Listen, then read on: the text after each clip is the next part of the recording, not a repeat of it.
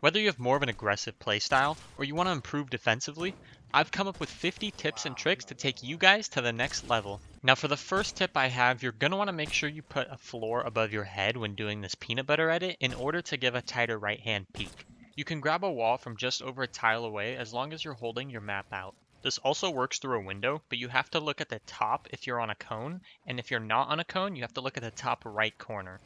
You can safely spray out the enemy's peanut butter by hugging the left wall and taking this angle.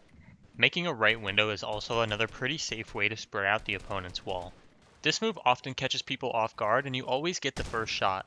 This game is notorious for its desync, so be aware that it's hard to play reactive because you will get shot and it will seem like you get shot from behind a wall.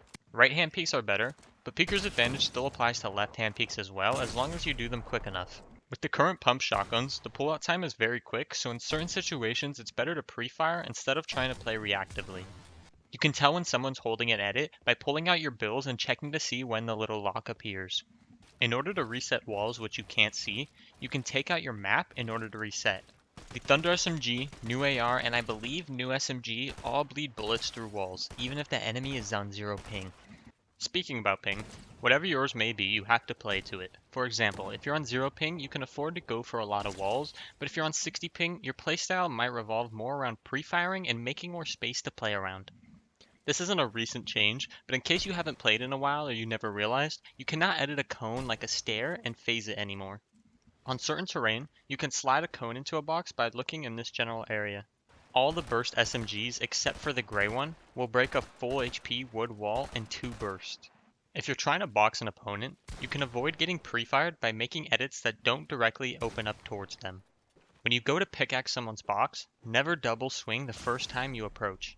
When you are first starting a box fight with someone, you need to learn how they play. For example, whether or not they like to insta-edit out on you or if they like to expand and make more boxes. Pressuring different pieces of a box is a great way to take one of their builds, especially if you're a high ping because you can try and get them to hold their top when you actually are taking their wall. You can smack an opponent's floor through their cone if you swing right in a spot here. You can also smack their wall from this angle, replace it, edit and shoot while still pretty protected. If they try to make an edit on you while doing this, you can use the visual footsteps to pre-fire them, then preemptively place a build so you don't take any return damage.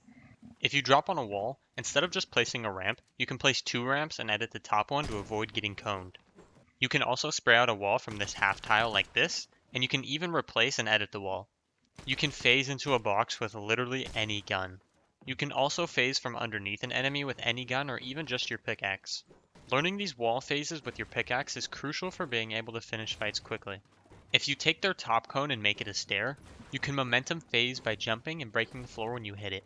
If your opponent is the type to keep making boxes, you can fake pressure one side and then quickly tack sprint above their builds and try to pre-piece them. If they don't have a cone or ramp in their box, you can force a stair in as you break the wall, and then try to pre-piece where they expand out to.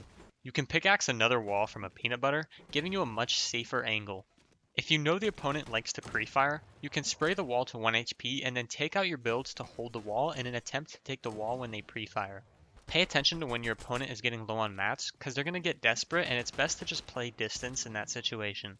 When an enemy is smacking your wall from this angle, making a peanut butter edit doesn't protect you from getting hit. You'll always take damage if they hit their shot. If someone is on your wall, you can make a wide edit, but before you confirm that edit, duck behind your cone, make the edit, and then pop up to always get the first shot. You can edit reset to bait a shot and try to pre-fire. If you do this, make sure there's a cone in your box or else you're going to get pieced by a good player. If someone is directly on your wall, this bottom right triangle edit lets you see the lower half of their body while they don't have an angle on you. For those of you who don't know, Martaz came up with a strategy where you make a box but don't sit in it, and when the enemy pulls up on your box, you can get a free shot on them and potentially box them. A lot of the times when someone is on my wall, I quickly double edit so I'm able to cone them and then take height from there. Getting this motion down consistently of pre-firing, then editing your cone to block a shot, then editing out of your box is super beneficial to get down because there's minimal risk involved on your end. If this is too difficult, you can also phase your stair, then go for a pre-fire and all you have to do is jump instead of editing a cone. I've mentioned this before, but I still don't ever see many people do it, and that's if you get pieced, most players don't place a floor above, just a cone, so you can jump up into that cone and catch yourself with a floor, then break out.